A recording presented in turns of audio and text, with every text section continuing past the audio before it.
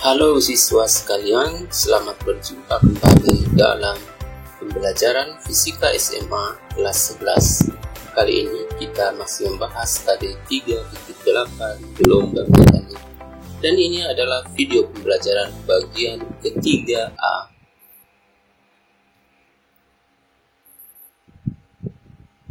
Materi bagian ketiga mencakup sudut fase, dan beda fase gelombang. Namun pada bagian 3A ini kita hanya akan membahas sudut fase dan fase. Mari kita mulai. Sudut fase. Masih ingatkah siswa sekalian dengan persamaan simpangan gerak harmonis sederhana? Ya, persamaan yang dimaksud adalah Y sama dengan A sin omega T. Lalu bagaimana dengan persamaan simpangan gelombang berjalan? Ya, persamaannya adalah plus minus A sin omega T plus minus Kx.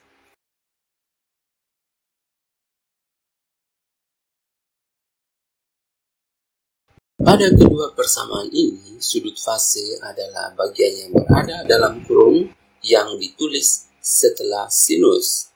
Jadi, sudut fase pada gerak harmonik sederhana adalah omega T. Dan sudut fase pada gelombang berjalan adalah omega T plus minus Kx.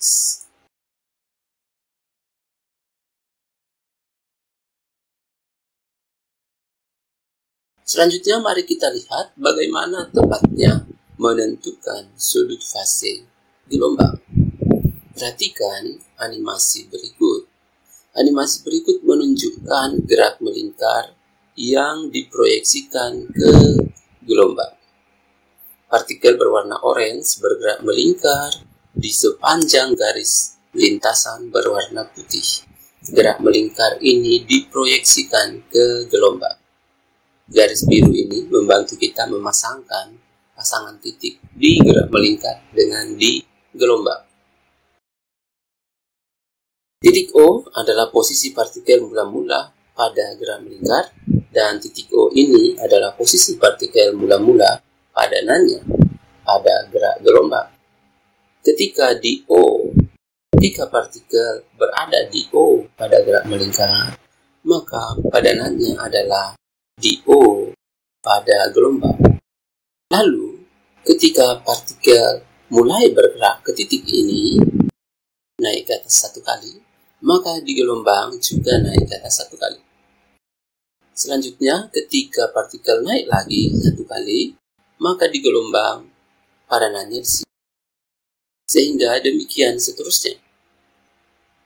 Sampai ketika partikel berada di titik A, kita mengatakan bahwa partikel telah menempuh sudut fase 90 derajat. Dan di gelombang, TA juga memiliki sudut fase yang sama, 90 derajat, atau pi per 2 radian.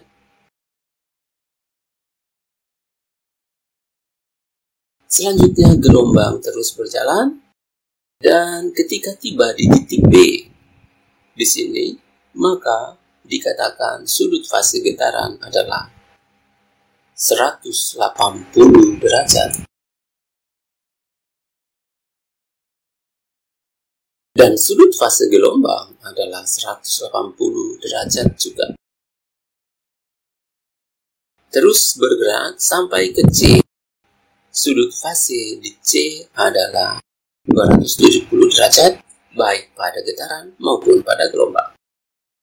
Sampai kembali ke titik semula pada gerak melingkar di titik D. O dan D berimpit pada gerak melingkar, tetapi pada gelombang O dan D tidak berimpit. Namun masing-masing titik D memiliki sudut fase 360 derajat atau 2 pi radian. Mari kita buat dalam tabel. Titik O sudut fasenya 0. Titik A 90 derajat, titik B 180 derajat, C 270 derajat, D 360 derajat. Titik O 0 derajat dibawa ke satuan radian, kita konversi ke satuan radian, 0 radian. Titik A 90 derajat atau pi per 2 radian, 180 derajat adalah pi radian, 270 adalah 3 pi per 2 radian, 360 derajat adalah 2 pi radian. Bagaimana kalau gelombangnya lebih dari satu gelombang? Perhatikan gambar berikut.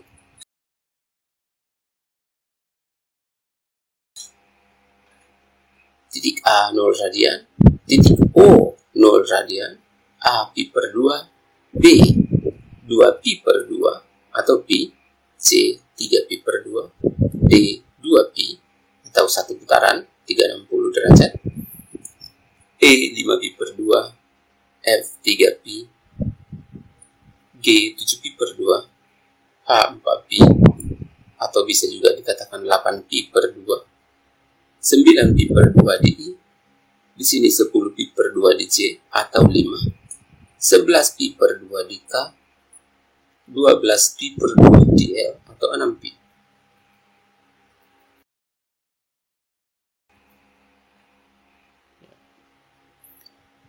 Bagaimana kalau sudut fasenya 30 derajat? 30 derajat dalam radian adalah 1/6 pi, 60 derajat dalam radian adalah 1/3 pi, 120 derajat dalam radian adalah 2/3 pi, 150 derajat dalam radian, kita bisa konversi dari 30 kali 5, 30 kali 5, 150, berarti 1/6 kali 5, 5/6 pi, 210 juga demikian, 30 kali 7 dari 10 derajat, berarti 210 derajat 7/6 pi. Dan seterusnya. Sekarang kita lihat bagaimana yang dimaksud dengan fase gelombang. Perhatikan gelombang berikut. Dalam satu gelombang, setiap titik memiliki fase yang berbeda. Fase gelombang di suatu titik menunjukkan keadaan getar titik tersebut dalam hal ada getar dan simpangannya. Kita akan memperjelas maksud dari arah getar dan simpangannya sebentar. Sekarang terlebih dahulu kita menentukan fase gelombang. Ada dua cara menentukan fase gelombang. Pada gelombang ini sudah diberikan titik O, A, B, C, D, 5 titik. Bagaimana menentukan fase gelombang? Cara pertama menggunakan panjang gelombang. Dari O ke D ada satu panjang gelombang, 1 lambda.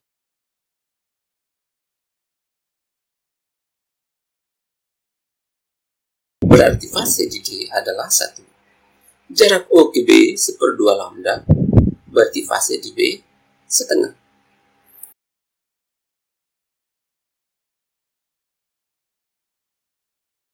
Jarak O ke A 1/4 lambda, berarti fase di A 1/4.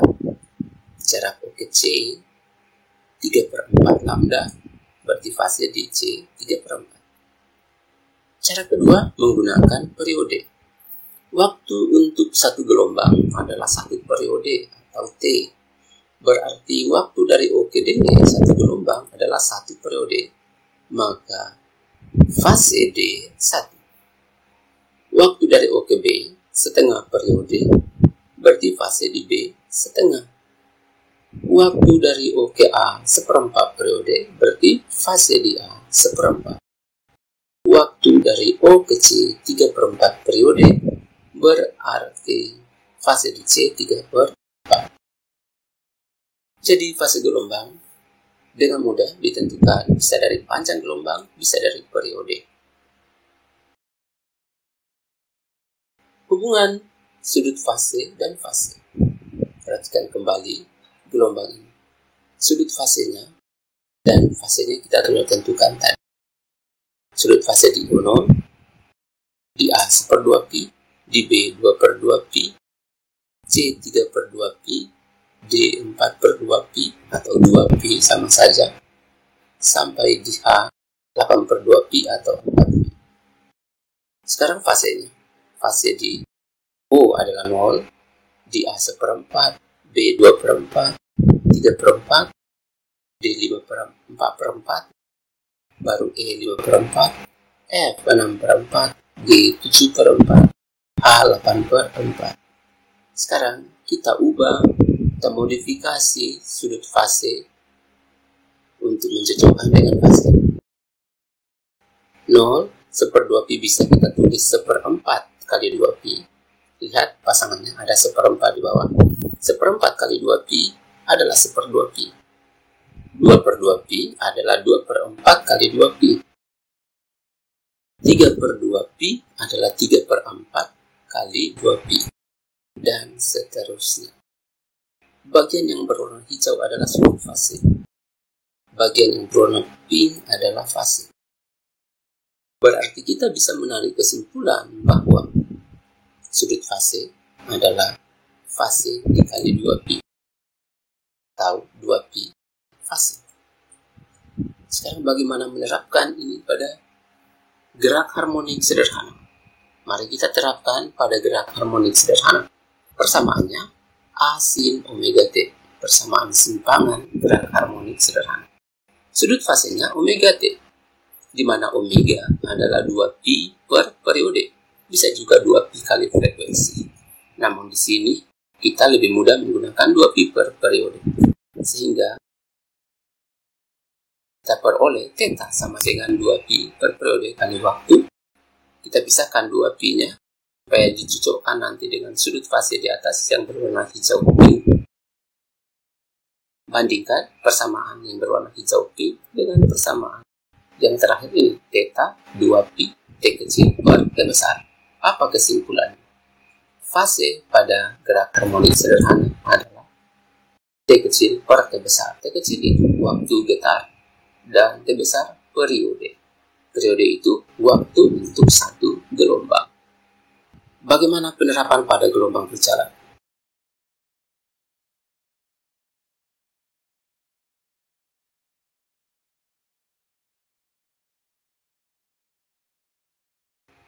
Pada gelombang berjalan, persamaan simpangan seperti ini, kita anggap simpangan pertama positif dan dia merambat ke kanan. Untuk memudahkan, A sin omega T min Kx, omega 2pi per T, K 2pi per lambda. Kita masukkan omega dan K menjadi seperti ini. Kita keluarkan 2pi menjadi A sin 2pi T kecil per T besar kurang X per lambda. Sudut fasenya adalah bagian sesudah sinus 2pi T kecil per T besar kurang X per lambda. Sekarang bandingkan lagi persamaan ini dengan persamaan hijau-orange. Berarti dengan mudah kita simpulkan bahwa yang dimaksud fase pada gelombang berjalan adalah nilai T kecil per T besar kurang X per lambda. X adalah jarak titik ke sumber getaran. Sementara T adalah waktu getar. Waktu getar sumber getaran. Sudah berapa lama sumber getaran ini bergetar? T besar periode, lambda panjang gelombang. Sekarang mari kita dudukkan semua secara bersama-sama persamaan yang telah kita peroleh. Sudut fase gerak harmonik sederhana, theta sama dengan omega T. Sudut fase gelombang berjalan adalah omega T plus minus Kx. Jadi bisa omega T plus Kx, bisa omega T min Kx. Tergantung arah penjalanan gelombang. Fase gerak harmonik sederhana. Psi adalah, jadi fase, simbol fase itu dibaca psi, psi, PSI, psi. Fase gerak harmonik sederhana adalah T kecil per T besar. Fase gelombang berjalan T kecil per T besar plus minus X per lambda. Demikian kesimpulan untuk bagian A ini. Sekarang kita lihat satu contoh soal. Sebuah gelombang berjalan merambat dengan persamaan Y sama dengan 2 sin pi 5T min 2X. Tentukan sudut fase titik yang berjarak 2,1 meter dari sumber getaran saat T sama dengan 1 sekon. B. Sudut fase suatu titik pada saat waktu getar setengah sekon adalah pi radian. Ditanyakan berapa jarak terdekat titik tersebut dari sumber getaran. Mengapa ada kata terdekat? Karena pada satu gelombang berjalan, kalau ada banyak gelombangnya, ada banyak titik di sana yang fasenya, yang sudut fasenya pi. Ya. Jadi yang kita tanyakan nanti adalah jarak terdekatnya. Sekarang, hitung waktu getar yang diperlukan agar titik berjarak 1/8 meter dari sumber getaran mengalami fase 1/12 untuk pertama kalinya. Mengapa ada pertama kalinya? Karena sebuah titik pada gelombang bisa mengalami fase yang sama berulang-ulang karena dia akan terus-menerus bergerak naik turun. Ada waktu pertama kali dia memiliki fase 1/12. Nah, waktu itu yang kita akan tentukan. Penyelesaiannya adalah bagian A. Diketahui persamaan gelombang. Kemudian ditanyakan sudut fasenya, X-nya 2,1 dan T1 sekon. Θ-nya adalah bagian sesudah sinus. Pi dalam kurung 5T kurang 2X. T-nya diganti 1, X-nya diganti 2,1. Kita mendapat 5 kurang 4,2 dikali Pi. Hasilnya 0,8 Pi radian. 0,8 itu 8/10. 8/10 dikecilkan 4/5 Pi radian atau 144 derajat. Dari mana dapat 144 derajat? 4/5 kali 180 derajat. Bagian B.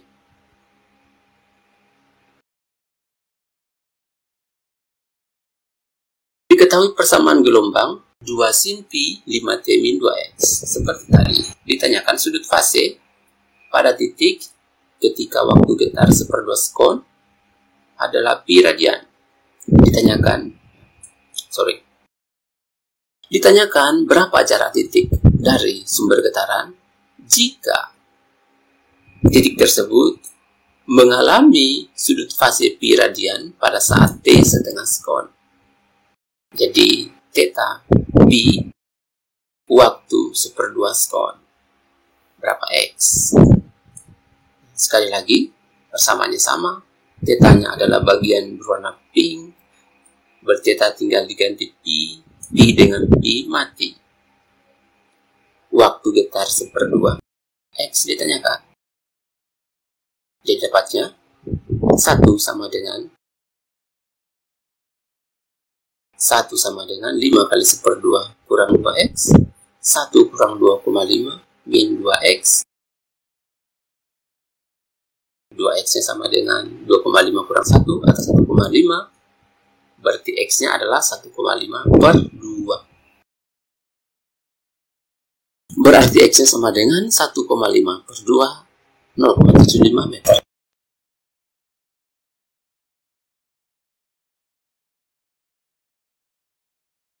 Bagian C. Ditanyakan waktu getar yang diperlukan agar titik berjarak 1/8 meter, ini X-nya 1/8 meter, mengalami fase 1/12 untuk pertama kalinya. X 1/8, Si 1/12. T berapa? Sudut fase. Sudut fase adalah 2 pi kali psi. Pi-nya mati. Jadi 2 kali psi 1/12. 5T kurang 2 kali 1/8 T-nya yang harus ditentukan. Peroleh 1/6 sama dengan 5T kurang 1/4.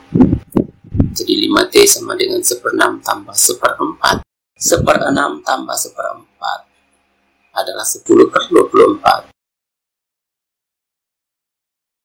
Jadi 10/24 sama dengan 5T. 5 dengan 10 habis tersisa 2. Berarti waktu getar 2/24 atau 1/12.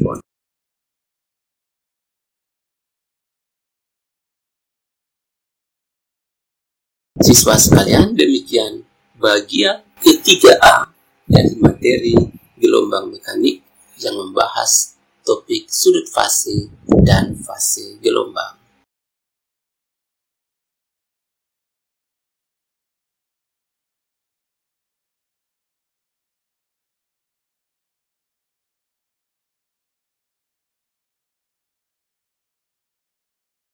Bagian 3B yang akan beda fase dapat dilihat pada video pembelajaran gelombang mekanik bagian 3B.